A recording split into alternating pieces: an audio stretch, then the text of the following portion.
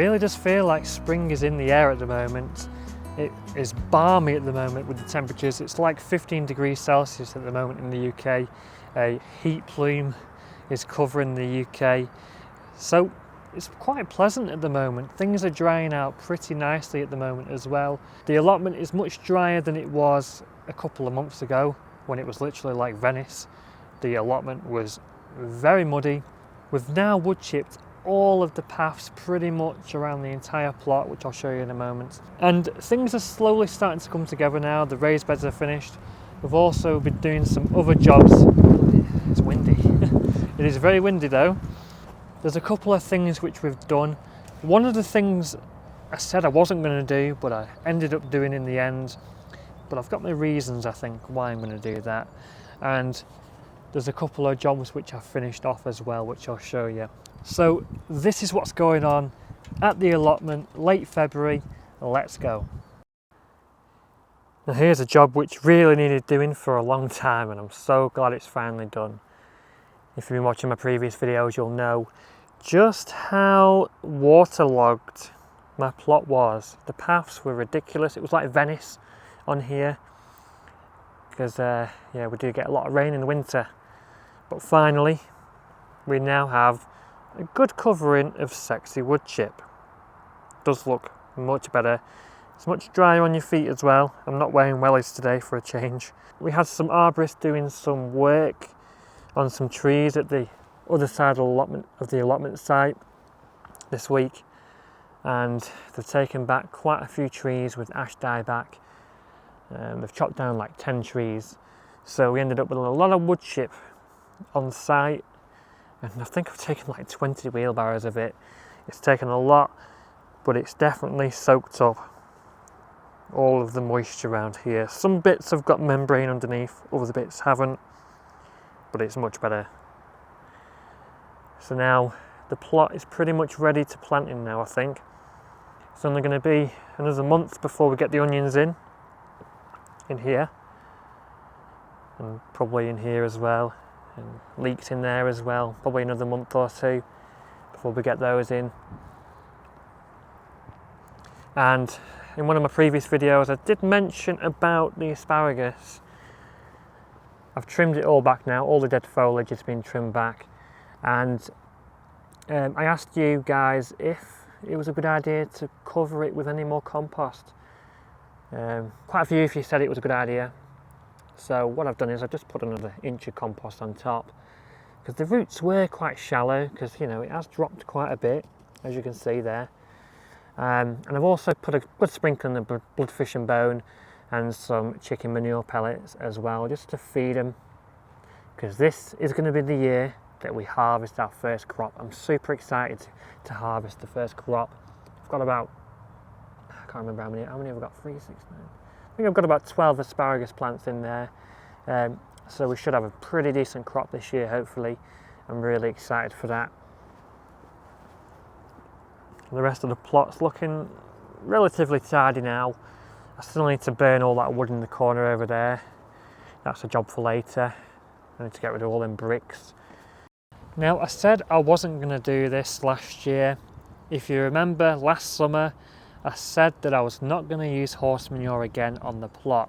I am not going to use horse manure again next year. I am not going to use horse manure again next year. I'm not using horse manure again next year.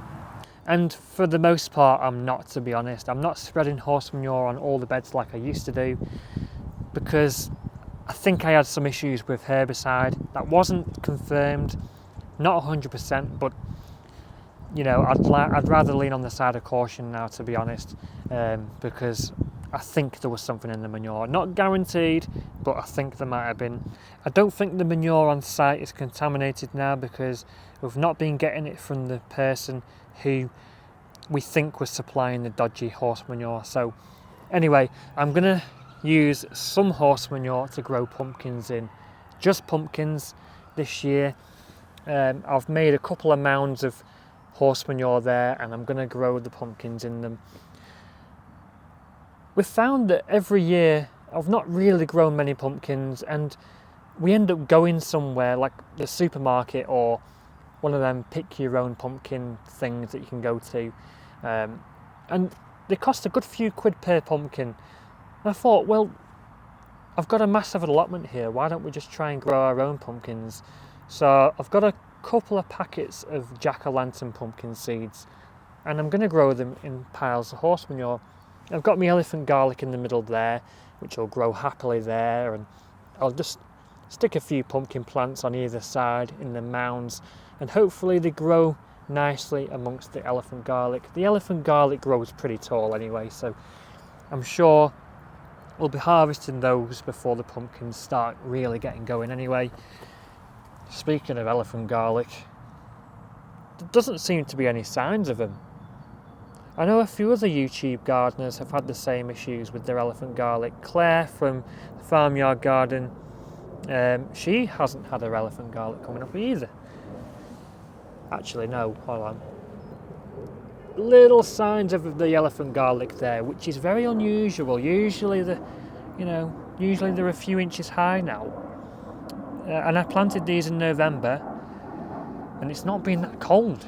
It's not been a very cold winter, to be honest. So what is going on there? I don't know, but there are subtle signs of the elephant garlic. I'm sure they will start to come up and grow soon. So that's what we're doing with the horse manure. We're going to grow pumpkins in it this year and see what happens. And I've got a couple of mounds of it there. Now let's go over to the new plot. The new plot which me and my mum took on last August. It was very overgrown. It was just, honestly, it was a jungle. And we just went in on it. We went to town. We cleared the entire lot in like 4 weeks. And we put all this weed suppressant membrane down, which was a big mistake actually, I think. For a start, we should have got the stuff that's wider. I think this stuff's only a metre wide. We should have got like the 4 or 5 metre wide stuff, because pegging it down is just a pain in the butt. But we're going to have to put it back again, I think. We're going to have to lay it all down again, and then we're going to have to put wood chip paths on. There's not that much progress on here over the winter. We've sort of just put it on the back burner for the time being. Through the spring months, we're going to get this right and get it where it needs to be, I think. It's quite a basic plot. We're not going to be doing anything overly complicated with it, to be honest. We've got the strawberry cage over there, which some of you may remember was on my plot, which is now where the 2 raised beds are, which I built recently. And the strawberries to go in the strawberry cage are now here. I've planted them all out now. I did that today. And yeah, they're not looking like very much at the moment, to be honest. They're quite small still, but hopefully they'll do all right this year. They're not going to produce much of a crop this year, but next year is going to be when we get a good crop, hopefully. Got a few of the plants that are safe from runners there at the back. The ones which I bought from Marshall's are here. Malwina, El Santa and Marshmallow. A couple of plants didn't grow and they just rotted, but I'm not too bothered about that. As long as most of them grow, that's fine. So yeah, that's the new plot at the moment. Much better than it was last August, but not too much going on there at the moment. But they will this year, I think. I need to get all my potato buckets filled up. I've got all my potatoes, which I'll show you in a bit. I've got them out chitting. Yeah, these buckets are going to go on here as well on the new plot and grow my potatoes in.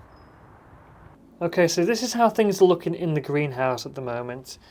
We've got my mum's onion sets over there, which are growing away okay. They're just starting to pop up now. We've got our sweet peas at the back there, which are just starting to pop up as well. Small signs of life, that's good. Last week we sowed these sprouts and cabbages as well, and we also sowed a bit of broccoli as well, which obviously hasn't come up yet. Our cabbage, which we sowed in January, is there. Quite slow, to be honest, but it has been cold. It's not been warm, has it? So I'm not surprised there, but they're starting to grow now. The lettuce, they're all up now as well. Beetroot, which we also sowed in January, they're starting to come up now as well, slowly but surely, so that's good. I moved a few of the onions down to the plot just to see how they did. Most of them are still at home under the grow lights, but we moved our red magnate onions down and we potted them on there because I noticed that they were doing quite well. They seem to be a bit thicker than the other ones, so we potted a few of them on there. I've got all my seed potatoes now as well.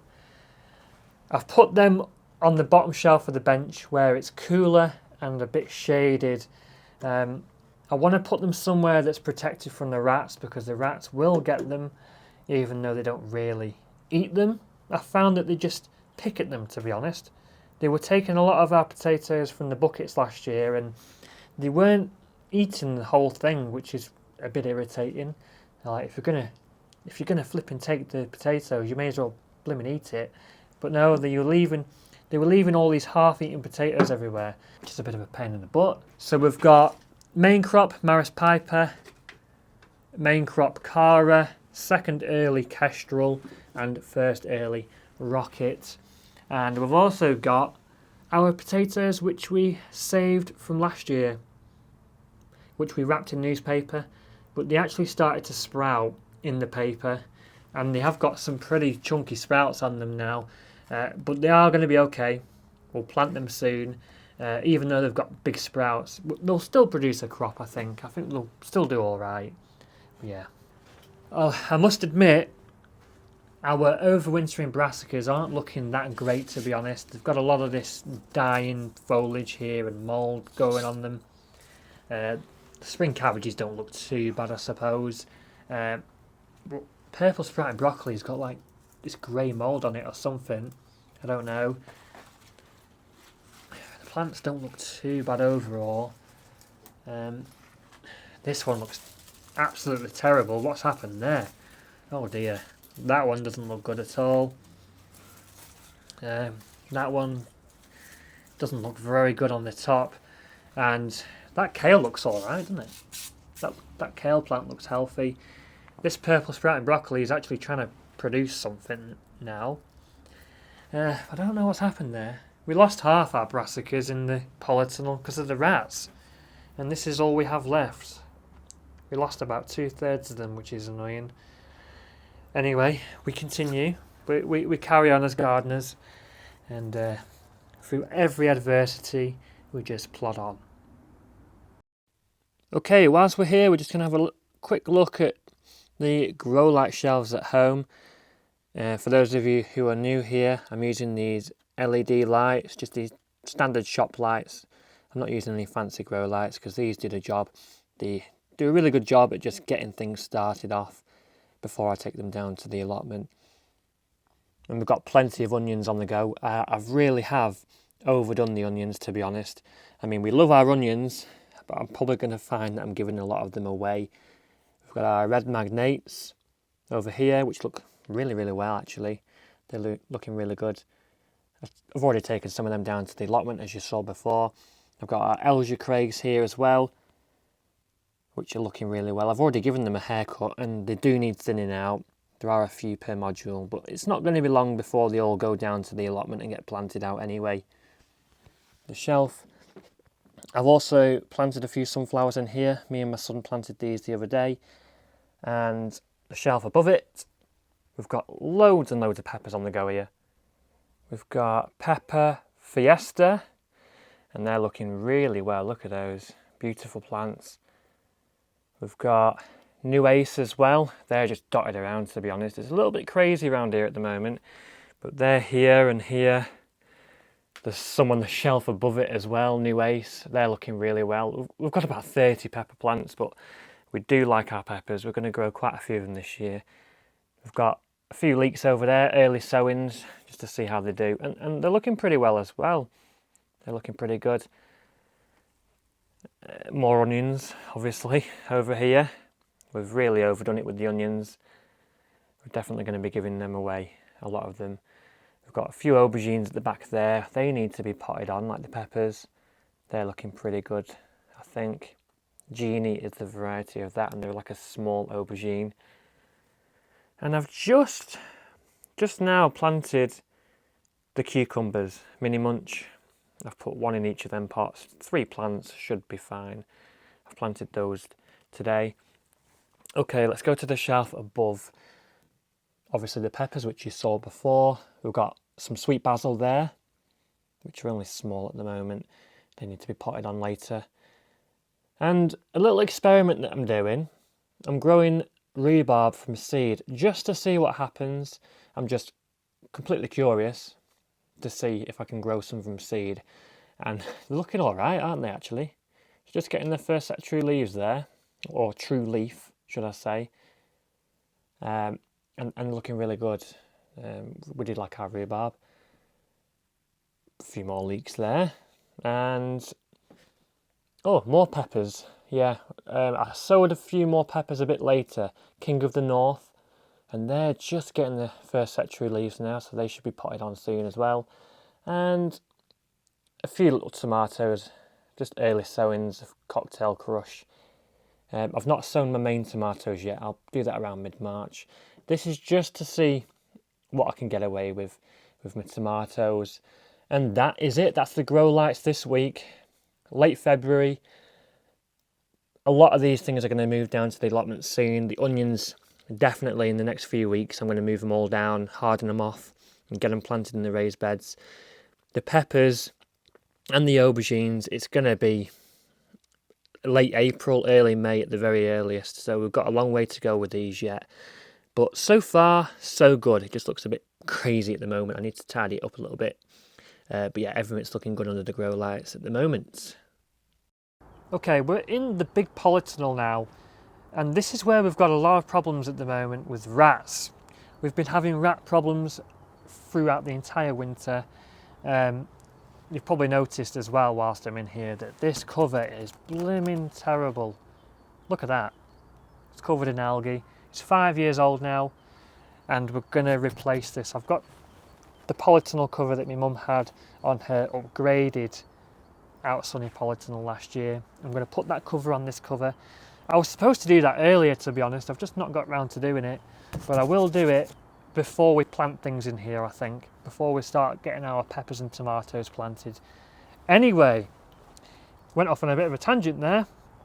We're having problems with rats, and a few weeks ago I got some of these rat traps off Amazon, and absolutely useless, to be honest with you. It's a lost cause, really. I've actually had to deactivate them and just leave them out there, so hopefully the rats trust them, because clearly they're very clever rats. Peter Pettigrew rats I've got on my plot. If you've watched Harry Potter, you'll know what I mean by that. Yeah, these rats are very, very clever. There's a reason why they say that rats are cunning. They are very cunning. I was setting these rat traps up for a few weeks, and honestly the rats just kept kicking them out of the way. I would come to the plot and they'd be digging around the rat traps. They wouldn't be setting them off. They would just be, sometimes I'd come and the rat trap would have been moved across the bed or across the path and not activated. What? Like how did they do that? How can, like, these are really sensitive traps. How are they managing to do that? Some of them had been activated and the bait was gone. Some of them had not been activated and the bait was gone. And yeah, and now they're not taking it at all. Peanut butter, which I thought was a pretty good bait to put in them, really. Clearly not. Maybe I just need to put something else in them. Maybe I need to get some bigger traps. I don't know. Maybe all the rats have gone, because I've not noticed any activity over the last couple of weeks. Maybe they've all been caught. A plot neighbour caught 10 of them the other week, so maybe they're just all gone. I don't know.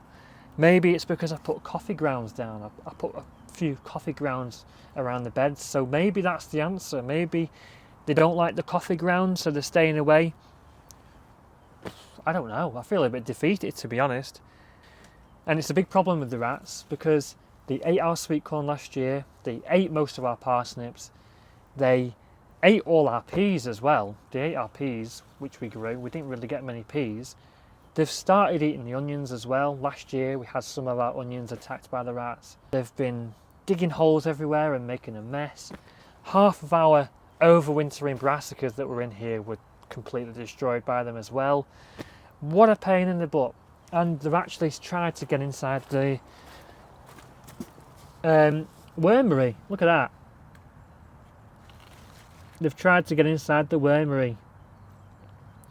So yeah, and there's other things which they've been doing as well. They took a lot of our potatoes from the potato buckets last year as well. Just, it's a big problem we need to sort out. So we're going to continue to set these rat traps up this year to hopefully keep them down, keep the population down. Over the last week or so, in these newly filled raised beds, I've noticed a lot of these paw prints. You can't easily make it out in this video, but you can see there are some prints of probably a fairly large animal, I'd say medium sized. My guess is that those are footprints from a fox. It could be a cat because there are cats around, but they are quite big, and I think cat prints are a bit smaller than that. I've noticed it on all of the beds though. It's like they've been moving across all the beds. There's some in this one here, and they have been doing some digging as well. The kitchen scraps that are buried underneath, they've been digging some of those up, so that's what they're after, I think. You can see here, these look to be quite fresh. Maybe a cat actually, they are quite close together, but I don't think foxes are a very big animal. Let me know in the comments below what you think it is. Is it a fox or is it a cat? So that's what's going on down at the allotment at the moment, late February. I don't know about you, but I am itching to get planting this year. I've already got some things sown at home and in the greenhouse, but I can't wait to get planted in these raised beds. I've actually been thinking about planting some stuff in there now, like the onions, to see how they do. You know, it might be a bit milder at the moment with this warm spell, but things are probably going to turn colder again in March, I'm sure. But yeah, I'm really excited to get growing in these raised beds this year. I'm sure it's going to provide us with some good harvests. Better than last year anyway. Last year wasn't a very good year. Anyway, I've got a bit of a question for you guys. I want to just a simple question. What is your favourite crop to grow? I'm interested to know what you guys enjoy growing. For me, it has to be the tomatoes and the onions, and I quite enjoy growing peppers as well. That's my favourite things to grow. But let me know in the comments below what you enjoy growing and what you're looking forward to growing this 2025 growing season. So that's all for now, guys. I will see you in the next one. Remember, happy gardening and enjoy it no matter the weather.